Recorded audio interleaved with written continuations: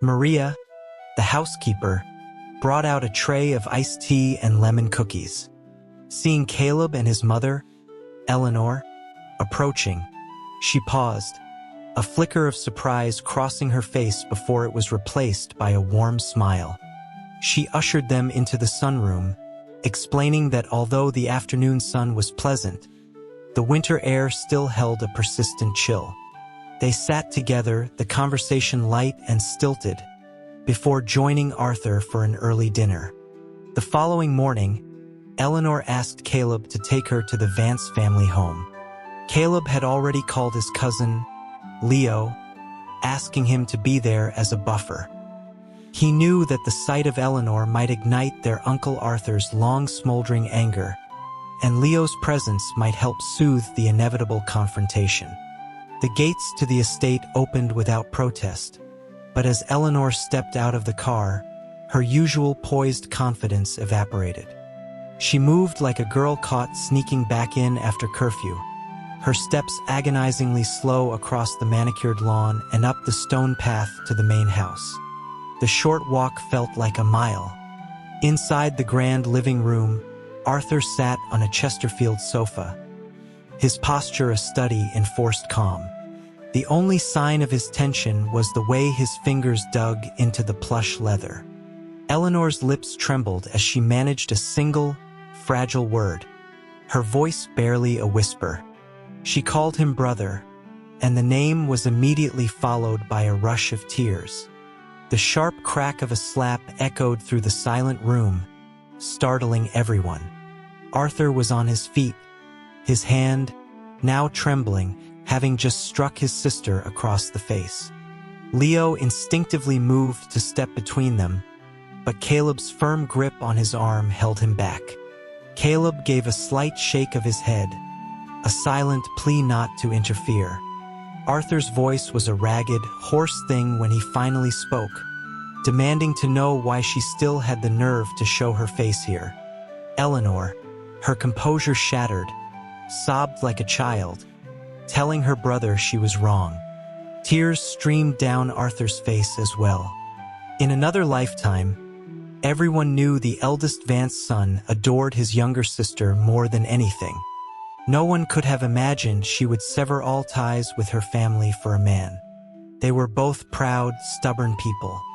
When the family had vehemently disapproved of her relationship with Richard, Arthur had delivered an ultimatum. He had told her that if she chose him, she was no longer a Vance. Eleanor, equally incensed, had shot back that she would leave and one day prove them all wrong. With that, she had stormed out, not realizing her angry words would create a rift that would last for over 30 years. Arthur, wounded by her choice to abandon them for an outsider, had held his grudge, refusing to see her. Eleanor, for her part, had been determined to build a perfect life with Richard to vindicate her decision. This fierce determination was what made his eventual betrayal so devastating, the shock of his infidelity triggering the stroke that left her partially paralyzed. Richard's affair had been the tidal wave that washed away the foundations of the life she had fought so hard to build, leaving her in utter despair. By the time she was ready to face her family again, both her parents had passed away. Now, 3 decades later, the two siblings, both past 50, clung to each other, their bodies racked with the kind of sobs that come from a deep, ancient well of pain. Eleanor did not return with Caleb. Arthur insisted she stay. Later that day, Caleb brought his mother's luggage to the old house. She was given her old room, the one she'd had before she was married. The house had been renovated since then, and the space felt unfamiliar, a stark reminder of the passage of time. Caleb had a quick lunch with the family before departing, explaining that he had urgent matters to attend to at his company. Arthur offered a quiet word of caution to Caleb for his drive back. Leo saw an opportunity to escape. He told his father he would see his cousin off. A friend had been bugging him all morning about the new racetrack that had just opened south of the city. And since taking a more active role in Vance construction, he hadn't had much time for himself. The afternoon was his, and he had no intention of returning to the office. He slid into the driver's seat of his electric blue sports car, the engine rumbling to life in the cavernous garage. He was halfway to the highway when his phone buzzed. It was his secretary. Leo impatiently tapped his Bluetooth earpiece, demanding to know what was so important. He made it clear that unless the building was on fire, it could wait. On the other end of the line, his secretary hesitated, a brief silence that spoke volumes. Leo could hear a muffled voice in the background, his assistant, urging the secretary to just say it. The secretary decided that a reprimand now was better than being fired later. He informed Leo that there was a situation at the Ethelgard Properties project, a complaint from one of the new homeowners. He added that Julian Ethelgard himself was on site. Leo's foot slammed on the brake, the car screeching to a halt on the shoulder. He demanded a clear explanation. If Julian was there in person, this was no minor issue. The secretary relayed the details. It seemed two of the owners had done a walkthrough and noticed a pungent chemical smell from the paint. Subsequent tests revealed that the formaldehyde levels were dangerously high. Ethelgard Properties had built its reputation on a unique model, selling homes at a premium with the promise of fully transparent, high-quality finishing, even encouraging buyers to supervise the process. Now, that very promise was blowing up in their faces. Leo couldn't understand why Julian, the CEO of a massive corporation, would handle such a minor complaint himself. But it didn't matter. The fact was that he was there. If the issue was as the secretary described, it was Vance Construction's fault. Knowing Julian's exacting standards, contract termination was a very real possibility. Leo wrenched the steering wheel, the sports car pulling a tight U-turn and speeding back toward the city. When he arrived at the sales office, he was surprised by the lack of chaos. He had expected a mob of angry homeowners. He got out of his car, a knot of confusion in his stomach. His assistant, Lou, who had been waiting anxiously by the door, rushed over. He confirmed that Mr. Ethelgard and the complaining owners were inside, his expression a mixture of panic and pride at having correctly predicted his boss's arrival. Leo pushed open the door and strode in. The scene was oddly serene. Julian Ethelgard sat on one of the plush sofas, the project manager standing stiffly beside him. Across the coffee table, three people, presumably the homeowners, sat calmly. The atmosphere was less like a confrontation and more like a placid negotiation. Everyone looked up as Leo entered. He figured Julian's presence had already diffused most of the anger. The project manager, however, looked as if he was about to be physically ill. He hadn't anticipated that one small lapse in judgment would summon the presidents of two major companies. He stammered a greeting to Leo.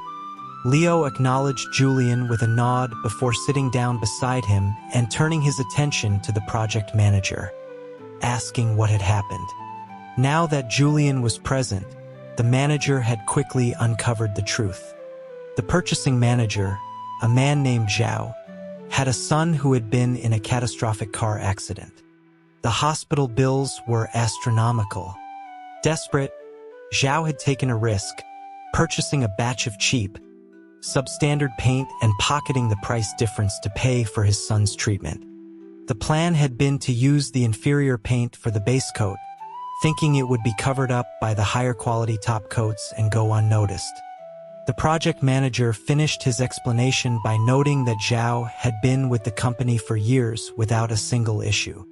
He sympathized with the man's plight but knew Zhao's mistake had put his own job in jeopardy, and he didn't dare plead for leniency.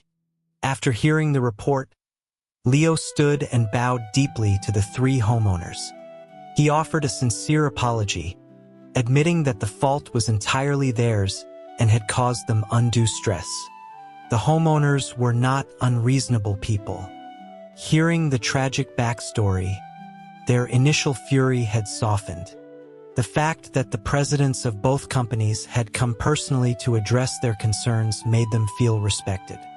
They accepted the apology, stating that while they understood unforeseen circumstances, the problem still needed to be rectified.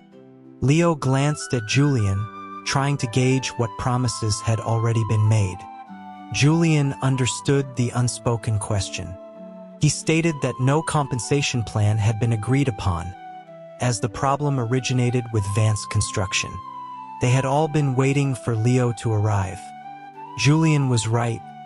It was Leo's mess to clean up. Leo assured the homeowners that all the inferior materials would be removed and disposed of. Any homes affected would be completely redone at the company's expense. Furthermore, he promised that independent inspectors would assess any damages for compensation and that they were welcome to continue their supervision. With the matter settled, the homeowners left, mollified. Leo turned to Julian and apologized for the trouble, for forcing him to make the trip. Julian's expression remained impassive. He said he had come because it concerned Ethelgard's interests and reputation. He hoped that Leo would take this project more seriously in the future, otherwise he would have to reconsider their partnership. The project manager, sensing the awkward tension, interjected to ask what should be done about manager Zhao. Leo turned to him, his voice cold, asking if he really needed to be told.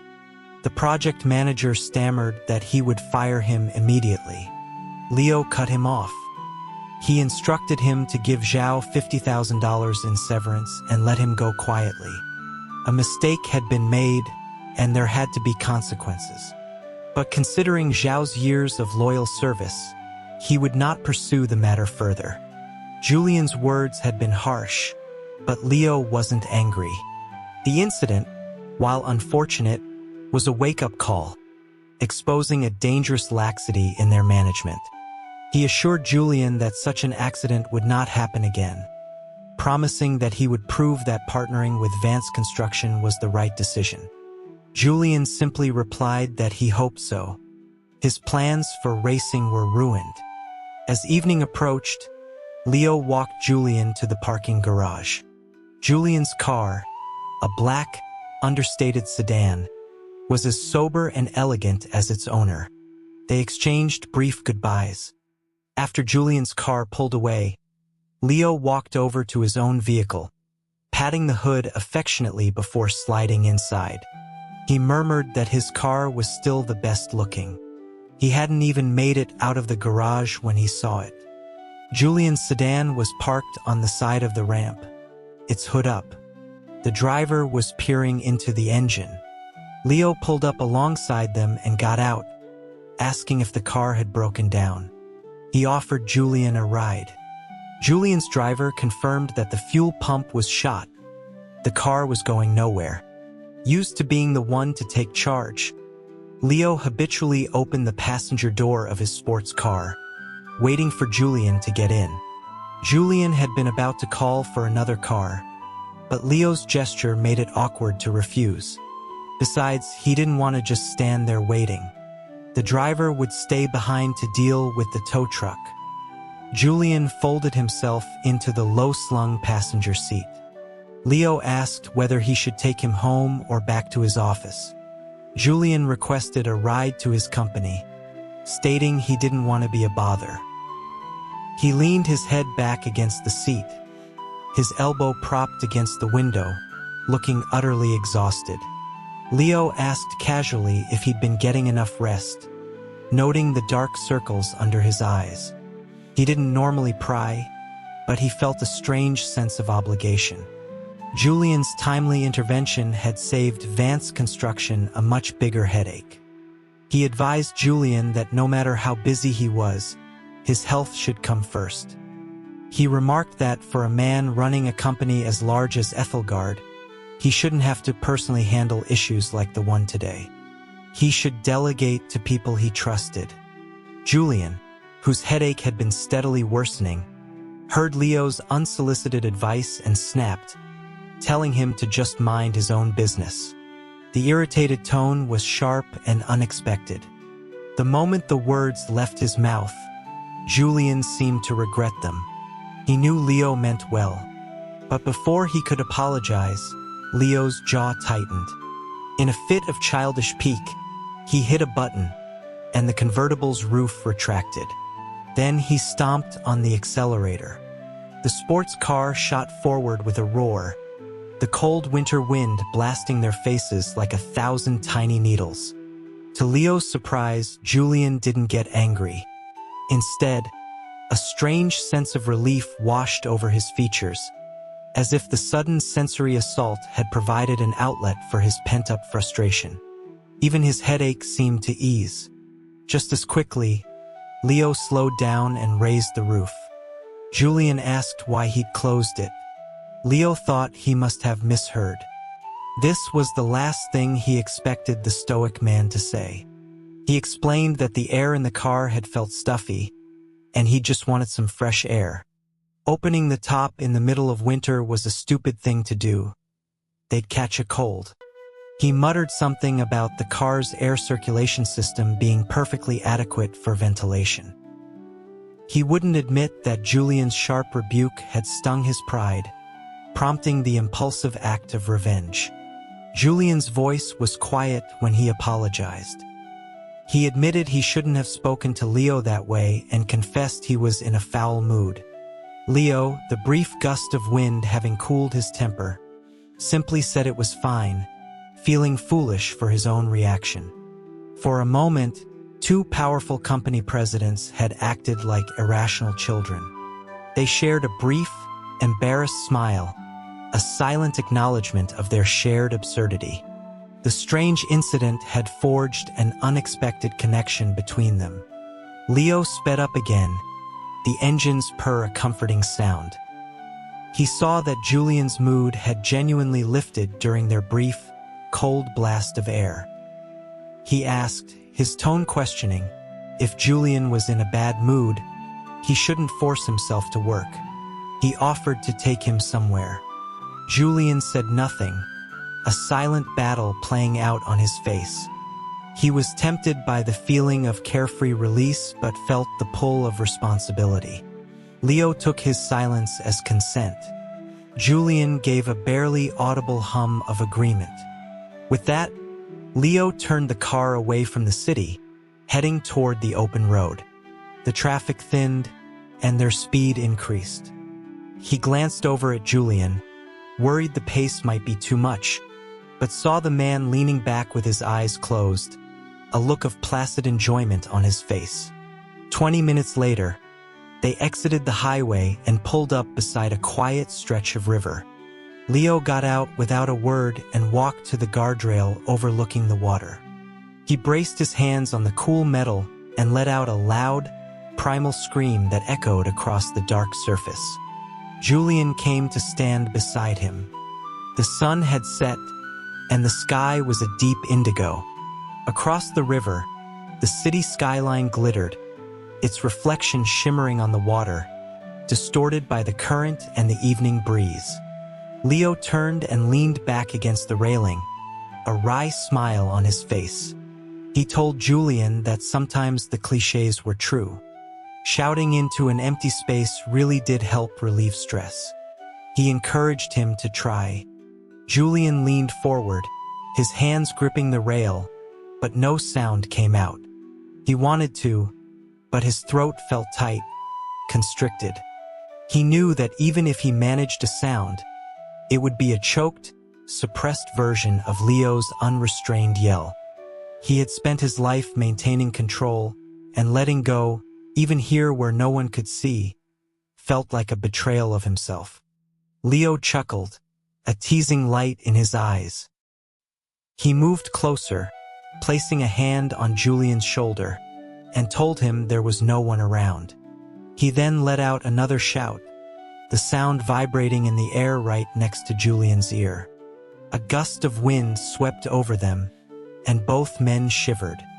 They were dressed for heated offices and cars, not the raw chill of a winter night by the water. Julian wore a proper suit jacket, but Leo's stylish blazer offered little protection. Leo stomped his feet, complaining about the cold. He remembered a blanket in the trunk and went to retrieve it. As he walked back to the car, he heard it, a shout from the riverbank. It was Julian.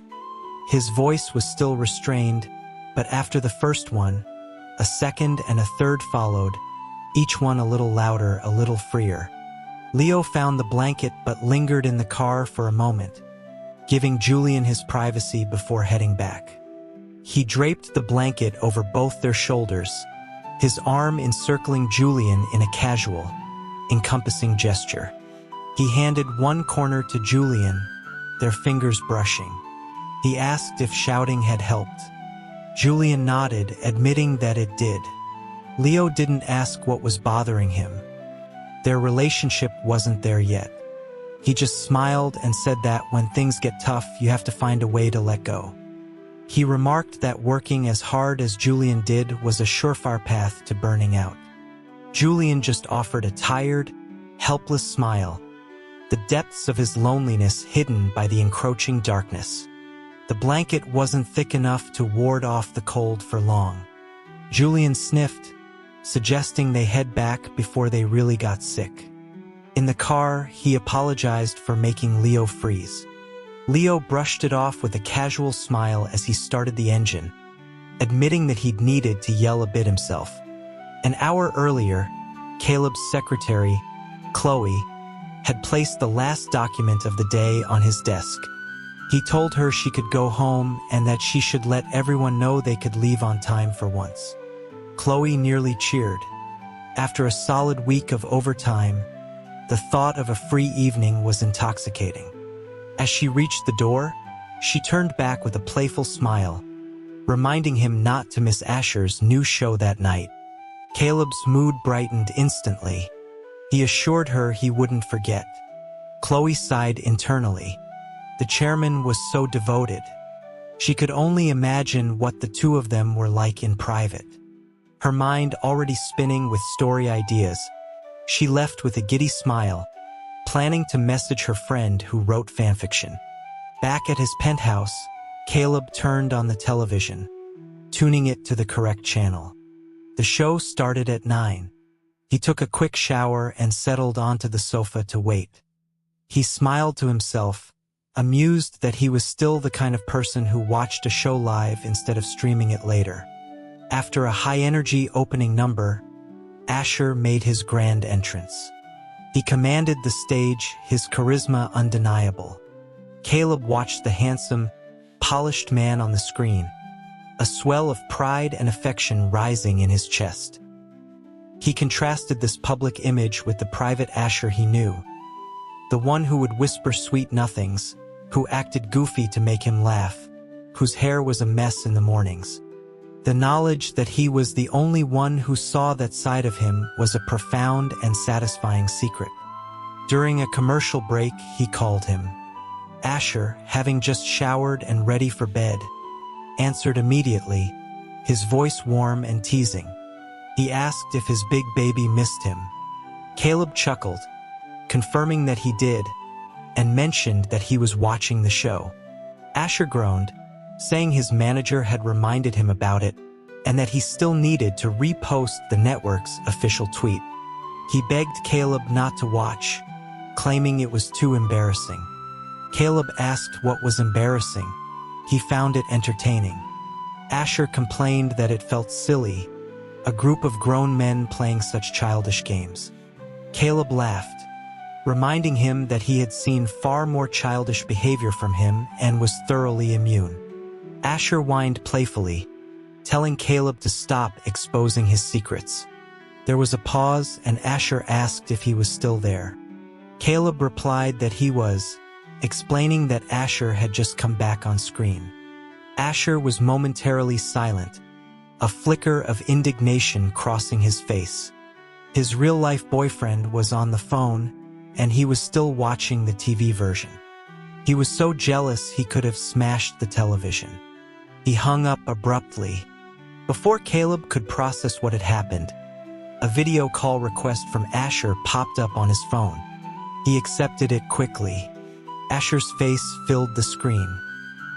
He demanded that Caleb stop watching the TV and look at him, even running a hand through his damp hair to look more appealing. Caleb laughed, explaining that the only reason he was watching TV was because Asher was on it. Asher pouted, telling him to go ahead then, leave him alone, his expression one of mock heartbreak. Caleb smiled, conceding. He told Asher he would stop watching and would rather chat with his handsome boyfriend anyway.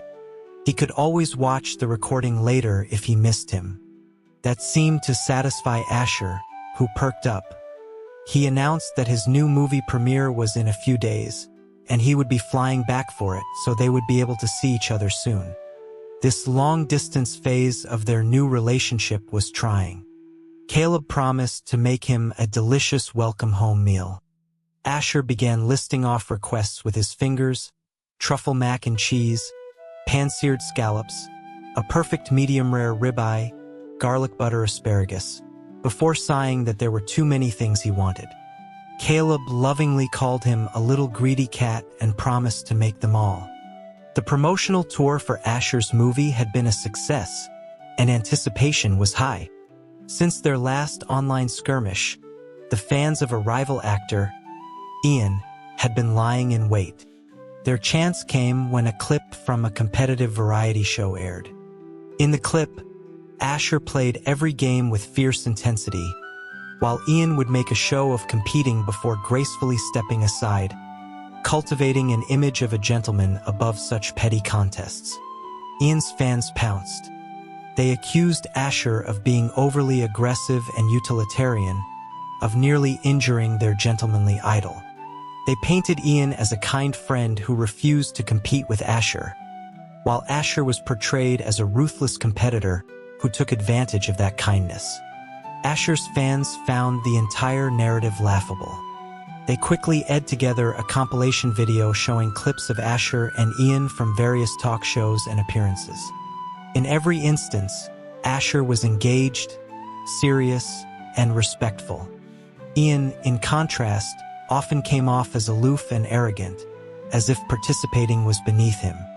The counter-argument was simple. Refusing to play a game seriously wasn't humility, it was disrespect. The internet declared a decisive victory for Asher's fans. Asher himself paid the drama no mind. He understood that fame brought both admirers and detractors. He couldn't control what everyone thought.